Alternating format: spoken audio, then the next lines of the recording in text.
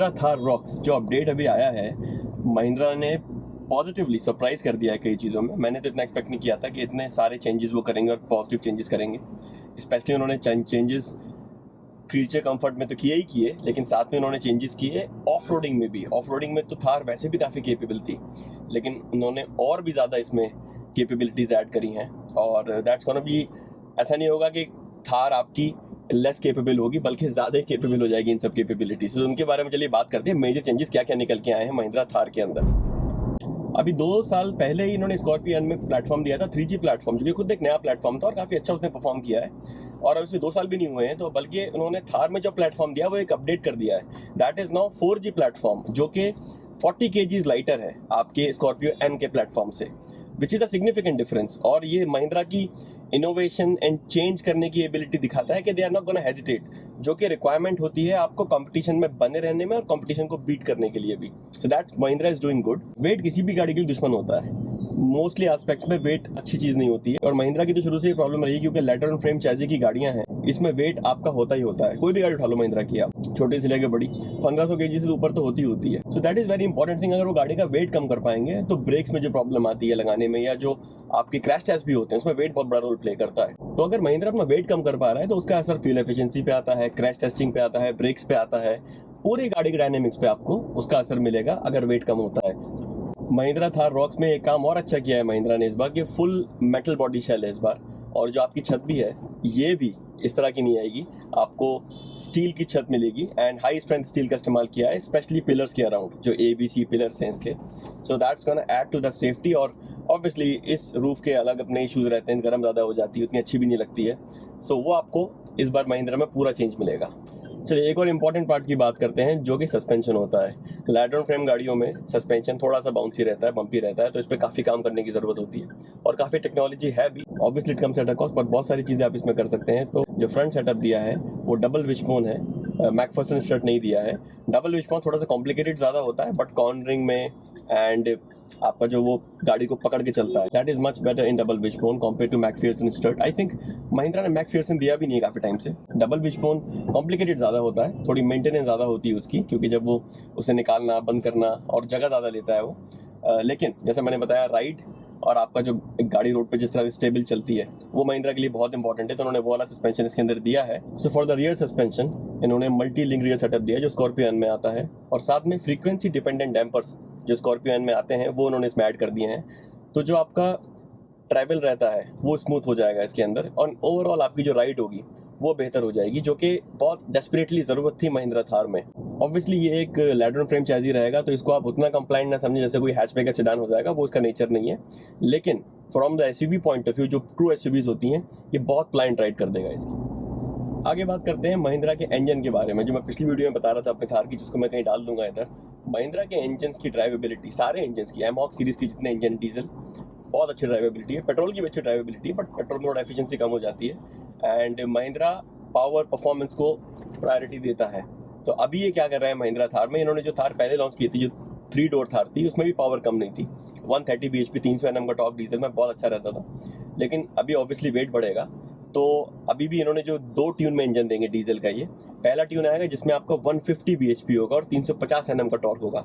ये मैंने पहले भी एक्सपेक्ट किया था कि इसके अराउंड एक टॉर्क देंगे 350, जो कि इन्होंने दिया इस बार। अगर आपको याद होगा, स्कॉर्पियो एन में इन्होंने जब लॉन्च किया था तो 130 bhp का इंजन दिया था, एंड हायर वेरिएंट्स में 170 bhp दिया था अराउंड। तो इसमें इन्होंने 150 bhp दे दिया है सीधे, 350 Nm का टॉर्क दे दिया है। तो ऑब्वियसली ये लोअर वेरिएंट्स के अंदर ये वाला इंजन आएगा, एंड आपका जो हायर ट्यून के वेरिएंट्स होंगे उसमें तो 170 bhp आएगा एंड 370 Nm ऑफ टॉर्क। सो गाड़ी बहुत पावरफुल रहने वाली है, ड्राइव करने में मज़ा आएगा, चाहे वो ऑफ रोड हो, ऑन रोड हो, दोनों जगह पे आपको परफॉर्मेंस में बिल्कुल शिकायत नहीं रहने वाली है। In fact you gonna enjoy the performance of the vehicle. और डीजल इंजन ही नहीं, इनका जो पेट्रोल इंजन निकलने वाला है, क्यूबिक कैपेसिटी सेम रहेगी 2000 लीटर, सेम इंजन है जो XUV में यूज़ हो रहा है 700 में, या फिर स्कॉर्पियन में यूज़ हो रहा है।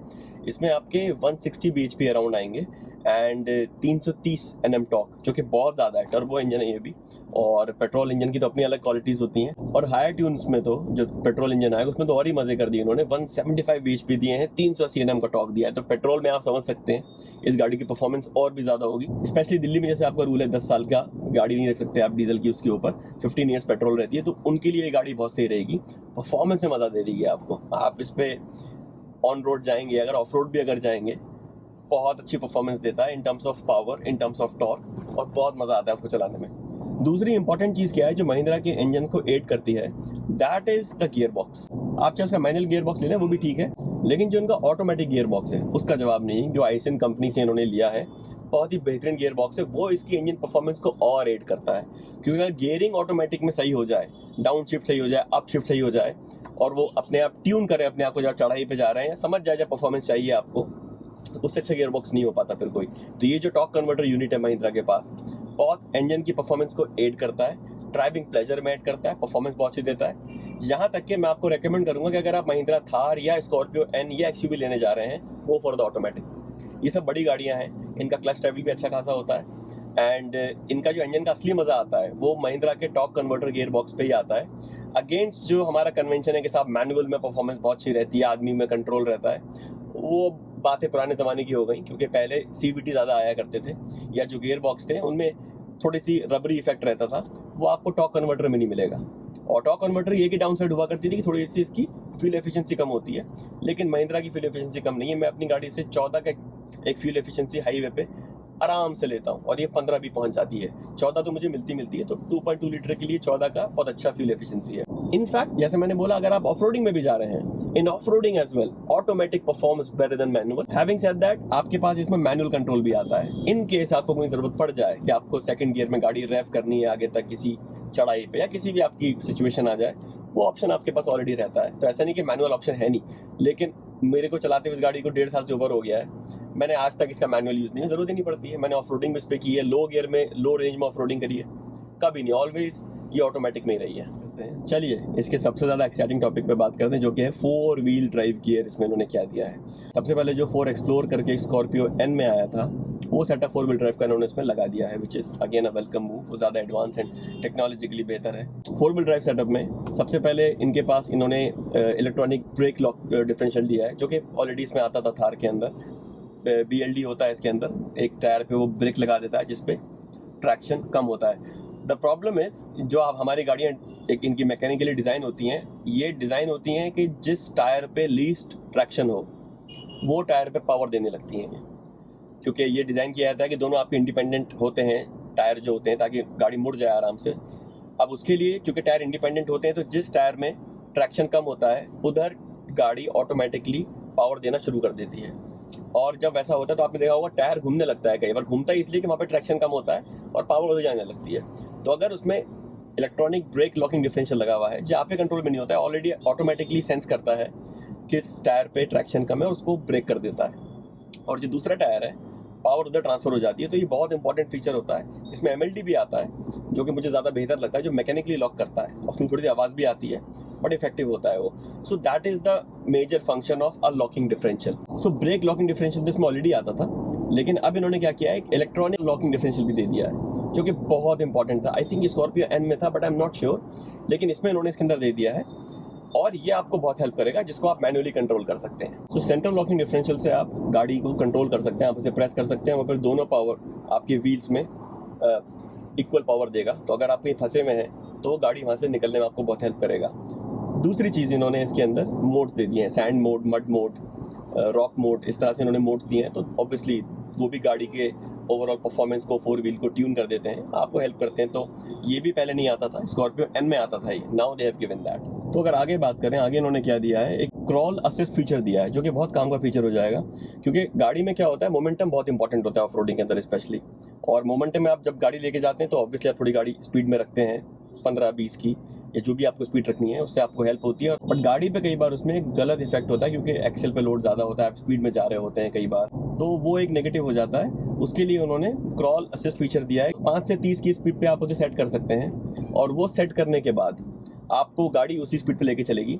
उसके साथ में मेरे को ऐसा लगता है कि शायद ये ऐसा भी फीचर देंगे जिसमें आपका differential central differential automatically lock हो जाएगा इस फीचर के साथ। तो आप इतनी स्पीड में रखेंगे, डिफरेंशियल भी लॉक रहेगा। ये मैं पढ़ा नहीं है, बट जनरली ऐसा होता है कि जब आपको कोई क्रॉल असिस्ट फीचर दिया जाता है, जैसे टोयोटा देता है, तो वो डिफरेंशियल भी लॉक कर देता है। तो आपकी एक स्पीड बनी रहती है, डिफरेंशियल आपके लॉक होते हैं। जिधर ट्रैक्शन सबसे ज़्यादा मिल रहा हो तो उस पर पावर जारी होती है, गाड़ी आपकी स्मूथली निकल जाती है और स्पीड आपकी ज़्यादा नहीं होती, आपको बहुत ज़्यादा कुदाने फुदाने की जरूरत नहीं होती है। So that's an very important feature जो उन्होंने दिया है। अगला फीचर जो उन्होंने दिया है that is your Intel turn assist. ये फीचर क्या करता है, जब आप गाड़ी मोड़ रहे होते हैं तो एक आपके इनर रियर टायर को लॉक कर देता है और उससे आपकी गाड़ी टाइटर टर्निंग रेडियस में मुड़ जाती है, जो ऑफ रोडिंग में बहुत यूजफुल होता है। इसके अंदर लेकिन आपको you must use your locking differential, तो वो आपको ऑन रखना पड़ेगा, तब जाके वो फीचर काम करेगा। And that's a good feature again. So इतने फीचर्स देने के बाद, लॉकिंग डिफरेंशियल, क्रॉल असिस्ट देने के बाद, जो कि सबसे ज़्यादा इंपॉर्टेंट फीचर रहेगा, और आपका ब्रेक लॉकिंग डिफरेंशियल तो है इसके अंदर, ये थार की जो कैपेबिलिटीज़ हैं वो और बढ़ जाएंगी इस थार से। मतलब सस्पेंशन आपका इंप्रूव हो जाएगा, राइड आपकी इंप्रूव हो जाएगी, पावर आपकी इंप्रूव हो जाएगी, क्रीचर आप कंफर्ट आपके इंप्रूव हो जाएंगे, और साथ साथ आपकी 4 व्हील ड्राइव कैपेबिलिटी भी बढ़ जाएगी। So they have covered all the aspect. मेरे को ऐसा लग रहा था कि शायद थोड़ा बहुत ये सैक्रिफाइस कर देंगे 4 व्हील ड्राइव की capability, but that's not the case. They are not doing it, and which is a welcome move. और मेरे हिसाब से सिग्निफिकेंटली ज़्यादा ये गाड़ी कैपेबल हो जाएगी 4 व्हील ड्राइव के अंदर भी। एक चीज़ उन्होंने क्या की, इन्होंने ट्रेडिशनल जो इसका लीवर है 4 व्हील ड्राइव का, जिसके अंदर लो रेंज लगाते हैं, आप हाई रेंज लगाते हैं, वो उन्होंने मेंटेन किया, which is I think good.